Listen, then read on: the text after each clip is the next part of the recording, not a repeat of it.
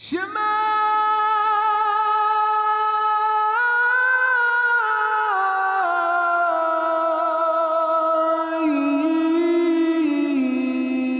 Israel. Hope you enjoy this next study. My name's Dee. This is my wife, Millie. So if you like what you see, subscribe and hit the notification bell. And if you wish to reach out to us, you can email us at devotedtoyah@gmail.com.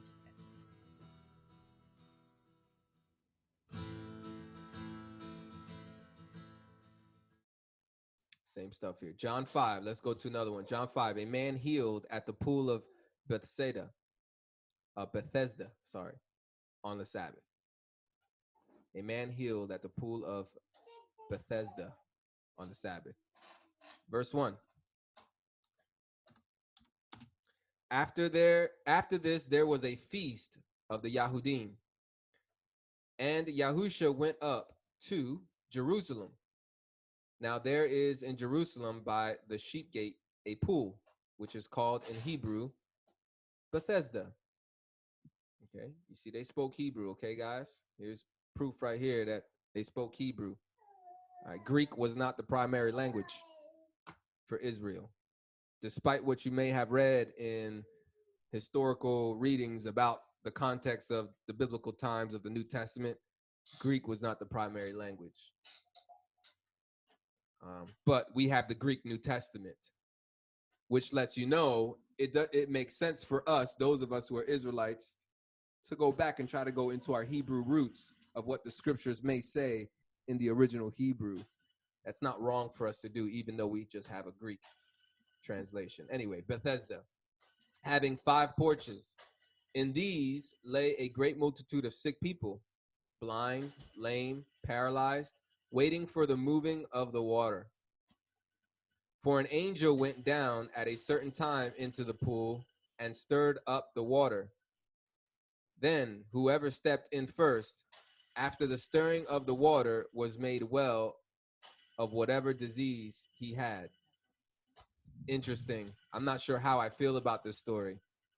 I don't know if this is a Jewish, because in the epistles it talks about refrain from Jewish myths and fables and stuff like that. I'm not sure if this is that or if this is a legit thing. The author of this book doesn't seem to be rebuking it. He's just telling the story. That doesn't mean he's not against it or for it. Just be sure of that the author of Luke right now is simply just, or is this John? This is John chapter 5. John is giving us the account. Just because he's not condemning or affirming, we can't assume one or the other unless we have scripture to back it up. And so far, the way I feel about this,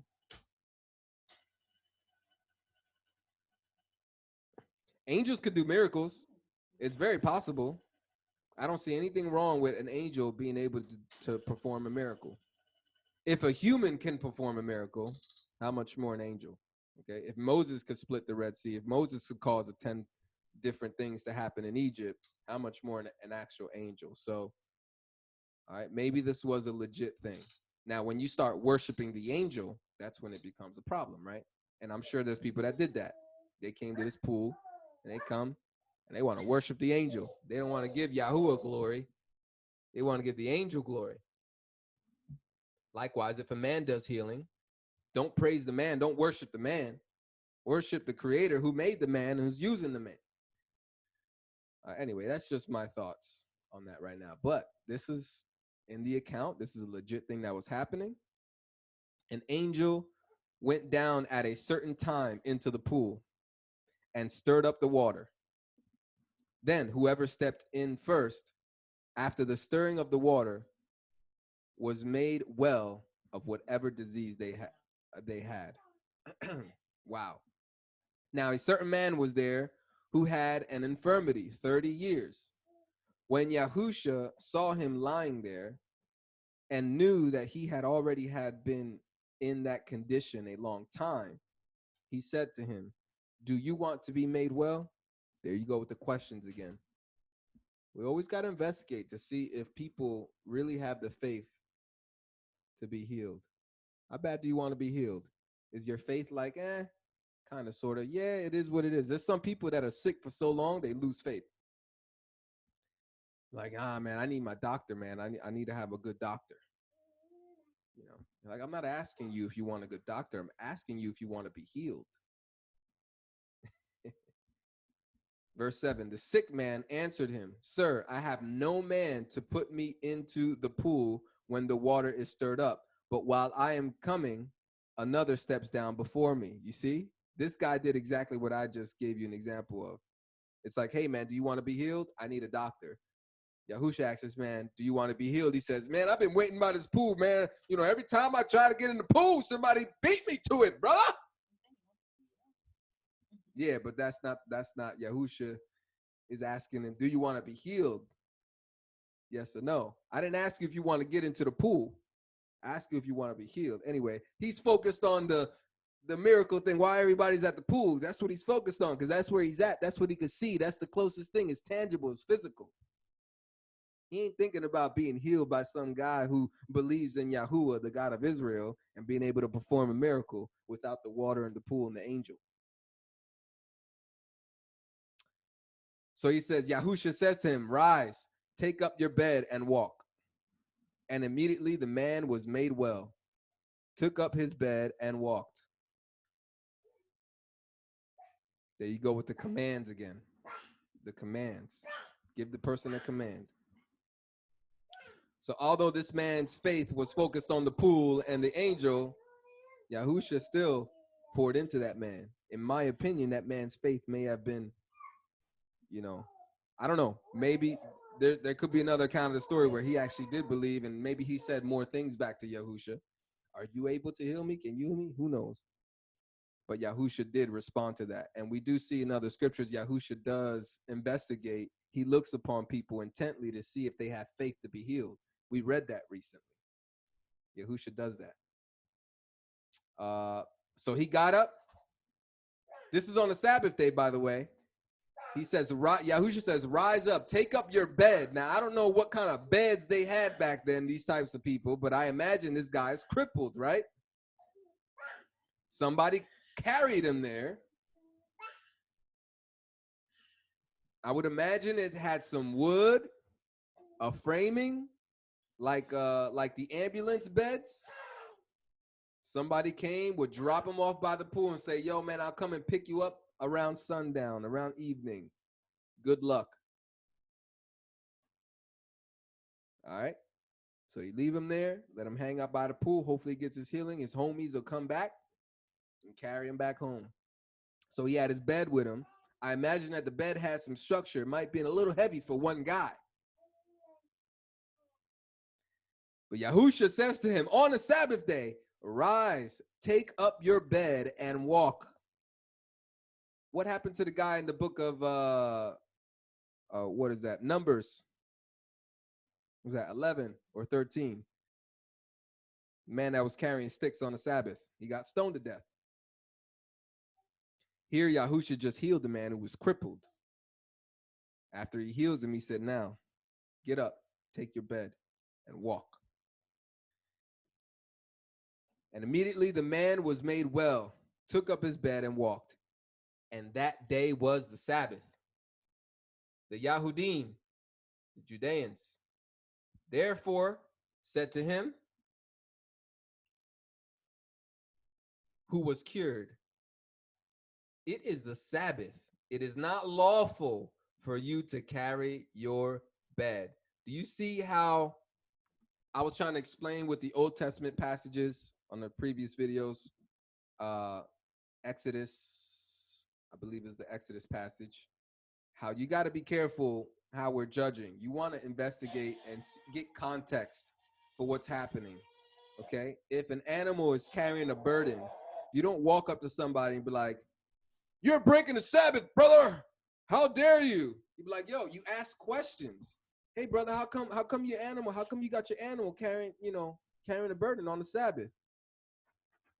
My wife is very ill. We have no water, whatever the case may be. So I brought my animal to carry water to my wife who's sick in bed, but whatever the case may be, right? We need to be investigating. Now, if that guy is lying and we investigate and find out he's lying, he already has water, he just wants more water or whatever the case may be, that's a different issue. But we don't automatically accuse people immediately based, even if what we see seems wrong, we want to ask the question first. Is a married couple going through problems and something happens and it seems, we want to be like, hey sister, is everything okay? What's going on? I want to jump to the conclusions. Oh, you must be doing something. He must be doing something wrong. You must be unfaithful. Which no. You ask questions. Is everything okay? Are you all right? Somebody doesn't show up on a Shabbat or on a fellowship. Somebody's missing in attendance. When you call them, hey brother, I'm just checking up on you. How's everything going? You text somebody, they don't text you back. A day, 2 days go by, they don't respond to your text. You give them a call. Hey brother, I'm just checking in, man. Is everything okay? I'm just making sure everything's all right. Yeah, everything's okay. Wow. He's like, I sent you a text. Oh, I didn't see that, or it didn't go through, or whatever the case may be. Now, brother, how come you ain't respond to my text, brother? You ignoring me? Anyway, I'm going on a different tangent. Ezzy, I see your hand. Go ahead, sister. Yeah, I was gonna say, because I wonder, I guess this is like a question, because Yahusha gave the charge or the command for him to take up his bed and walk, um, wouldn't that make him exempt from, quote unquote, profaning the Sabbath, just as it says, he uses the example of the high priest, profaning the Sabbath because they're doing work in the temple, but that is what they have been commanded to do. In the same way, Yahusha has commanded this man to do something.